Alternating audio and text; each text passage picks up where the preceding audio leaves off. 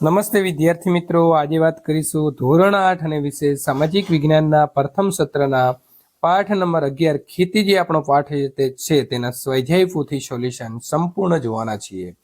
ભાગ 4 જે છે તેનો મિત્રો સંપૂર્ણ સોલ્યુશન મેળવવા માટે ચેનલને ખાસ સબસ્ક્રાઇબ કરી લેવી. પ્રશ્ન નંબર 1 સાચો વિકલ્પ પસંદ કરવાનો છે. પહેલો પ્રશ્ન છે, નીચેનામાંથી કયો પાક ટપક સિંચાઈ પદ્ધતિ માટે અનુકૂળ નથી? તો આવશે ઘઉં. પ્રશ્ન નંબર 2, નીચેનામાંથી ખેતી માટે આવશ્યક પરિબળ તો આપેલા તમામ એટલે કે ડી. નંબર 3, કાળી જમીનના સંદર્ભે નીચે પૈકી કયું વિધાન યોગ્ય નથી? તો સી. લોહ તત્વ અને અન્ય સેન્દ્રિય તત્વોને લીધે રંગ કાળો. નંબર 4, કયા પ્રકારની ખેતીમાં વૃક્ષોને કાપીને તથા સળગાવી જમીન સાફ કરીને ખેતી કરવામાં આવે છે? તો ઝૂમ ખેતી. નંબર 5, નીચેનામાંથી કૃષિ તંત્રનો અગત્યનું રોકાણ કયું છે? તો આપેલા તમામ. મને ઓળખો, મારો ઉપયોગ વનસ્પતિજન્ય કીટનાશકોમાં થતો નથી. તો આવશે વર્ડ એટલે કે એ.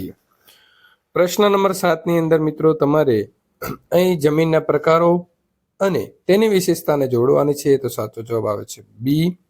નંબર 8, જો તમે ખેડૂત હોવ તો ખેતી માટે નીચેનામાંથી કઈ ક્રિયાઓ કરશો? તો આપેલી તમામ. સફરજન તો બાગાયતી ખેતી, તો ડાંગર એ આદ્ર ખેતી હશે. મને ઓળખો, હું દિવેલા એટલે કે એરંડાના ઉત્પાદનમાં વિશ્વમાં પ્રથમ ક્રમે છું. તો ભારત. જો તમને લોન, કુદરતી ઢોળાવો, ગોલ્ફ કોર્સ જેવા વિસ્તારોમાં વધુ ઉપયોગી સિંચાઈ પદ્ધતિ વિશે પૂછવામાં આવે તો નીચેનામાંથી કઈ સિંચાઈ પદ્ધતિ અપનાવવાની સલાહ આપશો? તો ફુવારા પદ્ધતિ એટલે કે બી. નીચેનામાંથી કઈ સિંચાઈ પદ્ધતિનો મુખ્ય ઉદ્દેશ બાષ્પીભવન ઓછું કરવાનો છે? તો ટપક સિંચાઈ. નંબર 13, બાજરીનું સૌથી વધુ ઉત્પાદન તો બનાસકાંઠા જિલ્લામાં થાય છે. તો મગફળીનું સૌથી વધુ ઉત્પાદન જૂનાગઢ આવશે. નંબર 14, જો તમે આગ્નેય અને રૂપાંતરિત ખડકો ધરાવતા ક્ષેત્રોમાં ફરી રહ્યા છો તો ત્યાં તમને કયા પ્રકારની જમીન જે છે તે જોવા મળશે? તો રાતી જમીન. નંબર 15, જૈવિક કીટનાશકો એટલે કે જીવાણુઓ, બેક્ટેરિયા સંદર્ભે નીચે પૈકી કયું વિધાન યોગ્ય છે? તો પહેલો, બીજો ને ચોથો એટલે સાચો જવાબ આવે છે સી. નંબર 16, ગુજરાતમાં લગભગ 50% કરતાં વધુ વિસ્તારમાં કયા પ્રકારની જમીન જોવા મળે છે? તો કાંપણી જમીન એટલે કે એ. ખરા ખોટાની વાત કરીએ તો વિશ્વના આશરે 30% લોકો ખેતી પ્રવૃત્તિઓમાં રોકાયેલા છે. તો ખોટું. સઘન ખેતીમાં આર્થિક વળતરને મહત્વ આપવામાં આવ્યું છે. તો સાચું. ટપક સિંચાઈને કેટલીક વખત ટ્રિંકલ સિંચાઈ કહેવામાં આવે છે. તો સાચું. ડાંગરનો પાક મુખ્યત્વે પાણીથી ભરાયેલા ખેતરોમાં થાય છે. તો સાચું. ભરૂચનો ભાલ પ્રદેશ ઘઉં માટે પ્રખ્યાત છે. તો ખોટું. વિકાસશીલ દેશો મોટા ભાગે સઘન ખેતી કરે છે. તો સાચું. નંબર 7, નહેરના પાણીનો સિંચાઈ માટે સતત વધુ પડતો ઉપયોગ ફાયદાકારક છે. તો ખોટું. ચેક ડેમ બાંધવાથી કુવા અને બોરના તળ ઊંચા આવે છે. તો સાચું. ખેત ઉત્પાદન માટે બિયારણ એક મહત્વનો ભાગ ભજવે છે. તો સાચું. ખેતી વિકાસના અંતિમ લક્ષ્ય એ ખોરાકની સુરક્ષામાં વધારો કરવાનો નથી. તો ખોટું. ટપક સિંચાઈ પદ્ધતિ ટૂંકા ગાળે વવાતા પાકો માટે વધુ ઉપયોગી છે. તો સાચું. ફુવારા પિયત પદ્ધતિથી પાણી પહોંચાડવું એ વરસાદની પાણી પડવાની રીતને અસમાન છે. તો ખોટું. જોડકા જોડવાના છે. સઘન ખેતી તો સી તમાકુ, બાગાયતી ખેતી તો ચા એ, ખેતી સૂકી ખેતીની વાત કરીએ તો ડી જુવાર અને આદ્ર ખેતીમાં આવશે બી ડાંગર. ખાલી જગ્યા પૂરો. તો ગુજરાત કપાસના ઉત્પાદનમાં ભારતની અંદર પ્રથમ સ્થાને આવે છે. મગફળીના ઉત્પાદનમાં વિશ્વમાં ભારતનો ચીન પછી બીજો ક્રમ છે. સઘન ખેતીને વેપારી ખેતી પણ કહે છે. બાયોટેકનિક પદ્ધતિથી બાગાયતી પાકો માટે ખાસ કરીને રોપા તૈયાર કરવામાં આવે છે. ગુજરાતમાં મગફળીનું સૌથી વધુ ઉત્પાદન જૂનાગઢ જિલ્લામાં થાય છે. ગુજરાતમાં કૃષિ મેળાઓ દ્વારા ખેડૂતોને આધુનિક માહિતી અને માર્ગદર્શન અપાય છે. વિશ્વના આશરે 50% લોકો ખેતી પ્રવૃત્તિઓની અંદર રોકાયેલા છે. કપાસની કાળી જમીન રેગુરના નામે ઓળખાય છે. પ્રશ્ન નંબર 3, બી તફાવત બાગાયતી ખેતી અને સઘન ખેતી. તો બગીચાની પદ્ધતિએ સાર સંભાળ લઈને કરવામાં આવતી ખેતીને આ બાગાયતી ખેતી કહેવામાં આવે છે. બાગાયતી ખેતીની અંદર ફળો તેમજ રબર, ચા, કોફી, કોકો, નાળિયેરના પાકો લેવાય છે. સઘન ખેતી સિંચાઈની સુવિધાઓ, ઊંચી જાતના બિયારણો, નવી ટેકનોલોજી, ખાતર, કીટનાશકનો ઉપયોગ કરી થતી ખેતીને સઘન ખેતી કહેવામાં આવે છે. સઘન ખેતીની અંદર મુખ્યત્વે રોકડિયા પાકોનું વાવેતર જે છે તે કરવામાં આવે છે. ટપક સિંચાઈ પદ્ધતિ. આ પદ્ધતિની અંદર વાલ્વ, પાઇપ, નળીઓ અને ઉત્સર્ગોનો સહારો લઈ અને પાણી સિંચવામાં આવે છે. આ પદ્ધતિ કપાસ, એરંડા, શેરડી, રીંગણ, કોબીજ વગેરે માટે વધુ અનુકૂળ છે. ફુવારા પદ્ધતિ. આ પદ્ધતિની અંદર પણ પંપ, વાલ્વ, પાઇપ અને ફુવારાનો સહારો લઈ પાણી સિંચવામાં આવે છે. આ પદ્ધતિ ઘઉં, બાજરી, જુવાર, મકાઈ, ચણા, ઘાસચારા વગેરે માટે વધુ અનુકૂળ છે. ડાંગર. ડાંગર એ ગરમ અને ભેજવાળી આબોહવા તથા વધુ વરસાદની જરૂર પડે છે. ડાંગર એ ખાદ્ય પાક છે. મગફળી. તો મગફળીને કાળી કસવાળી, ગોરાડું અને લાવાની રેતી મિશ્રિત પાણી ન ભરાય તેવી જમીન અનુકૂળ આવે છે. મગફળી એ તેલબિયા પાકમાં મહત્વનું સ્થાન ધરાવે છે. પ્રશ્ન નંબર 4 નીચે પ્રશ્નના ટૂંકમાં જવાબ આપવાના છે. તો કૃષિને અસર કરી રહેલા પરિબળો: સુધારેલા બિયારણો, જંતુનાશકો, સિંચાઈની ઉન્નત સગવડો, ટપક સિંચાઈ પદ્ધતિ, ફુવારા પદ્ધતિ, ખાતરો અને કૃષિ યંત્રો. ગુજરાતમાં મુખ્ય કયા કયા પાકો થાય છે? તો બાજરી, ઘઉં, ડાંગર, જુવાર, મગફળી, કપાસ, શેરડી, તમાકુ વગેરે પાકો. કેરી, કેળા, ચીકુ, પપૈયા, દ્રાક્ષ, સ્ટ્રોબેરી, નાળિયેર જેવા ફળો, ચણા, મગ, મઠ, અડદ જેવા કઠોળ, મરચા, જીરું, વરિયાળી, ઈસબગુલ, રાઈ વગેરે મસાલા. કૃષિના પ્રકારો કયા કયા છે? તો જીવન નિર્વાહની ખેતી, સ્થળાંતરિત ખેતી, સઘન ખેતી, સૂકી ખેતી, આદ્ર ખેતી અને બાગાયતી ખેતી. તમારા વિસ્તારમાં કયા કયા પાક થાય છે? તમારા વિસ્તારમાં કપાસ, મગફળી, ઘઉં, જીરું, રાઈ, તલ, એરંડા, ચણા, મગ, મઠ, તુવેર, લસણ, ડુંગળી, બાજરી, જુવાર વગેરેના પાકો થાય છે. નંબર 5, વનસ્પતિજન્ય કીટનાશકોમાં કઈ કઈ વનસ્પતિ ઉપયોગી છે? તો વનસ્પતિજન્ય કીટનાશકોની અંદર લીમડો, કરંજ, મહુડો, તુલસી, રતનચ્યોત, ફુદીનો, કારેલા, તમાકુ, સેવંતી વગેરેનો સમાવેશ થાય છે. જૈવિક કીટનાશકોમાં કોનો સમાવેશ થાય છે? તો જૈવિક કીટનાશકોની અંદર જીવાણુઓ, વિષાણુ, ફૂગ, કૃમિ અને વનસ્પતિજન્ય આધારિત જૈવિક કીટનાશકોનો સમાવેશ થાય છે. નંબર 7, ગુજરાતનો ભરૂચ પાસે આવેલા કયો પ્રદેશ લાંબા તારના ઉત્તમ પ્રકારના કપાસના ઉત્પાદન માટે જાણીતો છે? તો ગુજરાતના ભરૂચ પાસે આવેલો કાનમ પ્રદેશ તેના લાંબા તારના કપાસના ઉત્પાદન માટે જાણીતો છે. નંબર 8, તમારા ગામ કે વિસ્તારમાં કયા કયા પ્રકારની જમીન જોવા મળે છે તેની નોંધ લખો. તો મારા ગામની અંદર કાળી જમીન, રાતી જમીન, કાંપની જમીન વગેરે જોવા મળે છે. ઘઉંમાંથી બનતી વાનગીઓના નામ લખો. તો ઘઉંમાંથી બનતી રોટલી, ભાખરી, પાવપુરી, કેક, બિસ્કિટ, શીરો, લાપસી, લાડુ, સુખડી અને વગેરેની વાનગીઓ બને છે. મગફળીમાંથી બનતી વાનગીઓ: તો મગફળીમાંથી મુખ્યત્વે તેલ મેળવવામાં આવે છે. આ ઉપરાંત તેમાંથી સિંગ, ચીકી, ચટણી દાળ, ભાતમાં પણ તેનો ઉપયોગ થાય છે. સરકાર ખેડૂતોને ખેતીનો વિકાસ કરવા માટે શું મદદ કરે છે? તો સરકાર દ્વારા ખેડૂતોને રેડિયો, ટીવી, વર્તમાનપત્રો, કિસાન ચેનલ, મોબાઈલ ઉપર કિસાન SMS, ટોલ ફ્રી નંબર, આઈ ખેડૂત પોર્ટલ, કૃષિ મેળાઓમાં માહિતી અને માર્ગદર્શન આપવામાં આવે છે. પ્રશ્ન નંબર 12, જમીનના પ્રકાર કેટલા છે અને કયા કયા? તો જમીનના 8 પ્રકાર છે. કાંપની જમીન, રાતી જમીન, કાળી જમીન, પડખાઉ જમીન, રણ પ્રકારની જમીન અને પર્વતીય જમીન, જંગલ પ્રકારની જમીન અને પીઠ પ્રકારની જમીન. પ્રશ્ન નંબર 13, જીવાણુ આધારિત જૈવિક કીટનાશક એ પાક પરના નુકસાનકારક કીટકનું મારણ કેવી રીતે કરે છે? તો જૈવિક કીટનાશક ઈયળના ખોરાક સાથે તેના આંતરડામાં પહોંચે છે અને ઝેરી પ્રોટીન ઈયળના આંતરડામાં અને ખાસ કરીને મોઢાના ભાગે લકવો પેદા કરે છે અને છેવટે ઈયળ મૃત્યુ પામે છે.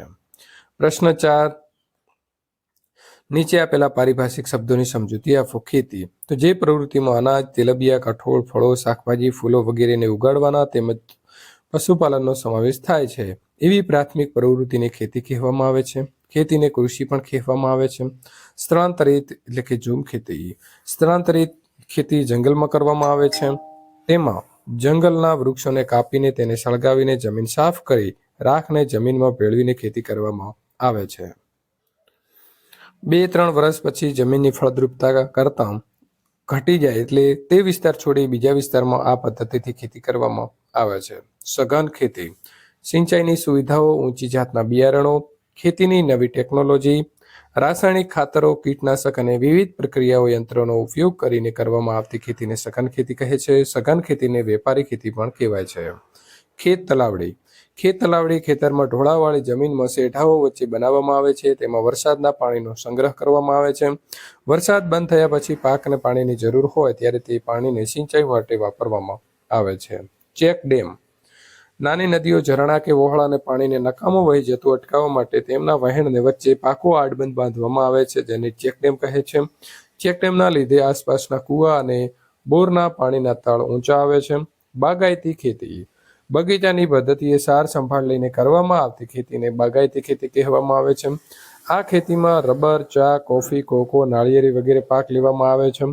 આ ઉપરાંત સફરજન, કેરી, સંતરા, દ્રાક્ષ, આમળા, લીંબુ, જામફળ જેવા ફળોની ખેતી પણ થાય છે. સૂકી ખેતી જ્યાં વરસાદ ઓછો પડે છે, સિંચાઈની સગવડો અલ્પ છે અને ચોમાસામાં જ્યાં પાણીનો સંગ્રહ થતો હોય એવી નીચાણવાળી જમીનની અંદર પાણી સુકાઈ ગયા પછી ખેતી થાય છે તેને સૂકી ખેતી કહે છે. અહીં જુવાર, બાજરી, કઠોળ જેવા પાકો જે છે તે લેવામાં આવે છે. આદ્ર ખેતી જે વિસ્તારની અંદર વધુ વરસાદ પડે છે અને સિંચાઈની પણ સગવડ છે તે વિસ્તારમાં કરવામાં આવતી ખેતીને આદ્ર ખેતી કહેવાય છે. આ પ્રકારની ખેતીની અંદર ડાંગર, શેરડી, કપાસ, ઘઉં, શાકભાજી વગેરેની ખેતી કરવામાં આવે છે. પ્રશ્ન નંબર 5, મને ઓળખો. મારું નિર્માણ નદીઓ દ્વારા નિક્ષેપિત કાપને લીધે થાય છે તો કાપની જમીન. હું રેગુર નામે પણ ઓળખાવું છું તો કાળી જમીન. હું આધુનિક ખેત પદ્ધતિ છું તો સઘન ખેતી. હું ભાલિયા ઘઉં માટે પ્રખ્યાત છું તો ભાલ પ્રદેશ. હું વિશ્વનો અને ભારતનો મહત્વનો અને મુખ્ય ખાદ્ય પાક છું તો આવશે ચોખા. પ્રશ્ન નંબર 5બ, નીચેના વિધાનો માટે કારણ આપો. રાસાયણિક ખાતર અને રાસાયણિક કીટનાશકનો વપરાશ નુકસાનકારક છે. તો ખેતીમાં વધુ પડતા રાસાયણિક જંતુનાશકના અવિવેકી અને આડેધડ ઉપયોગના કારણે જમીન અને પાણીનું પ્રદૂષણ વધે છે. ખેત પેદાશમાં ઝેરી તત્વો મનુષ્યના આરોગ્ય પર લાંબા ગાળે ખરાબ અસર પડે છે. જમીનની ફળદ્રુપતા ઘટે છે. આથી રાસાયણિક ખાતર અને કીટનાશકનો ઉપયોગ ઓછો કરવો જોઈએ. જુદા જુદા પ્રદેશોમાં વિવિધ પાકો ઉગાડવામાં આવે છે. જુદા જુદા પ્રદેશોની ભૌગોલિક પરિસ્થિતિ, આબોહવા, જમીનની વિવિધતા અને વરસાદના પ્રમાણમાં ભિન્નતા હોય છે, જેના કારણે જુદા જુદા પ્રદેશોમાં જે તે પ્રદેશને ધ્યાનમાં રાખીને જે તે પાક જે છે તે ઉગાડવામાં આવે છે. કીટનાશક જૈવિક કીટનાશકો તરફનું વલણ વધી રહ્યું છે. તો ખેતી પાકોની અંદર નુકસાન કરતી જીવાંતોને નિયંત્રણ માટે જીવાણુઓ, વિષાણુ, ફૂગ, કૃમિ તથા વનસ્પતિજન્ય જૈવિક કીટનાશકનો ઉપયોગ થાય છે. રાસાયણિક કીટનાશકથી થતી આડઅસરોને બચવા માટે જૈવિક કીટનાશકો તરફનું વલણ વધી રહ્યું છે. જંગલ પ્રકારની જમીનનો ઉપરનો ભાગ કાળો બનેલો છે. તો જંગલ પ્રકારની જમીનમાં વૃક્ષોના ખરેલા પાંદડાની ભૂસપાટી ઢંકાયેલી હોય છે અને તે પાંદડા સડવાથી સેન્દ્રિય દ્રવ્યનું પ્રમાણ વધવાથી જંગલ પ્રકારની જમીનનો ઉપરનો ભાગ કાળો બનેલો હોય છે. નંબર 5, રાતે જમીન રાતા રંગની દેખાય છે. તો રાતે જમીનનું નિર્માણ આગ્નેય અને રૂપાંતરિત ખડકો ધરાવતા ક્ષેત્રોમાં થાય છે. લોહ તત્વો અને અન્ય સેન્દ્રિય તત્વોના લીધે આ જમીનનો રંગ રાતો દેખાય છે. નંબર 6, ઘણીવાર કેટલીક જગ્યાએ પડખાઉ જમીન ખેતી યોગ્ય રહેતી નથી. તો પડખાઉ જમીનની અંદર વધુ વરસાદના કારણે જમીનના ઉપરના સ્તરમાંથી પોષક તત્વો ધોવાઈને નીચેના સ્તરમાં આવે છે. કેટલીક જગ્યાએ તેની ઉપરલી સપાટી સુકાઈ જવાથી તે સખત થઈ જાય છે. ત્યારે આવી પરિસ્થિતિમાં એ જમીન ખેતી યોગ્ય રહેતી નથી. સઘન ખેતીને વ્યાપારી ખેતી પણ કહે છે. તો સઘન ખેતીની અંદર રોકડિયા પાકનું વાવેતર થાય છે. અહીં હેક્ટર દીઠ ઉત્પાદનમાં ખૂબ જ વધારો થયેલ છે અને આ પ્રકારની ખેતી હેઠળના વાવેતરમાં વિસ્તાર સતત વધતો જાય છે. આ ખેતીની અંદર આર્થિક વળતરને વધારે મહત્વ આપવામાં આવે છે અને તેથી તેને વ્યાપારિક ખેતી કહે છે. નંબર 8, ખેતીમાં ટપક પિયત પદ્ધતિ શ્રેષ્ઠ પિયત પદ્ધતિ છે. તો આ પદ્ધતિની અંદર પાણીની બચત થાય છે અને પોષક તત્વો ધીમે ધીમે છોડના મૂળ સુધી પહોંચે છે અને આ પ્રક્રિયા જમીનની ઉપરલી સપાટીથી અંદરની સપાટી સુધી અસર કરે છે. આ પદ્ધતિની અંદર બાષ્પીભવન ઓછું થાય છે અને છેક મૂળ સુધી સીધું જ પાણી પહોંચે છે. આથી પાણી અને પોષક તત્વો એક સરખા પ્રમાણમાં દરેક છોડને મળી રહે છે. આથી ખેતીની અંદર પદ્ધતિ શ્રેષ્ઠ પિયત પદ્ધતિ છે. ઘઉંના પાકની લણણી સમયે તડકાની જરૂર હોય છે. તો ઘઉંની લણણી સમયે તડકો હોવાથી ઘઉંના છોડ ઝડપથી સુકાઈ જાય છે અને દાણા છૂટા પાડવામાં સરળતા રહે છે. તેમજ વધુ તડકો હોવાથી દાણા ઝડપથી સુકાઈ જાય છે અને લાંબા સમય સુધી ખરાબ થતા નથી. આથી ઘઉંના પાકની લણણી સમયે તડકાની જરૂર પડે છે. પ્રશ્ન નંબર મિત્રો 10, ડાંગરની ખેતીમાં કામ કરવા માટે વધુ માણસોની જરૂર પડે છે. તો ડાંગરનો પાક મુખ્યત્વે પાણીથી ભરાયેલા ખેતરોમાં લેવામાં આવે છે. ડાંગરમાં 2 હાર વચ્ચે 30 સેન્ટીમીટરનું અંતર રાખી વાવણી કરવામાં આવે છે. ત્યારબાદ આ પાકની ફેર રોપણી પણ કરવામાં આવે છે અને ડાંગરની ખેતીમાં વધુ માણસોની જરૂર પડે છે. પ્રશ્ન નંબર 11, કપાસનો પાક તૈયાર થાય ત્યારે આકાશ ચોખ્ખું હોવું જોઈએ. તો કપાસનો પાક તૈયાર થાય ત્યારે જો આકાશ ભેજવાળું અને વાદળછાયું હશે તો કપાસને નુકસાન થશે. તેમજ જો વરસાદ આવે તો કપાસનો પાક ખરી જાય છે. આમ કપાસનો પાક તૈયાર થાય ત્યારે આકાશ ચોખ્ખું હોવું જોઈએ. વિદ્યાર્થી મિત્રો, આગળના પ્રશ્ન નંબર 6 થી આગળનું સોલ્યુશન મેળવવા માટે અહીં આપેલી એન્ડ સ્ક્રીન ઉપર તમે ક્લિક કરશો એટલે સીધું જ તમને સોલ્યુશન મળી જશે.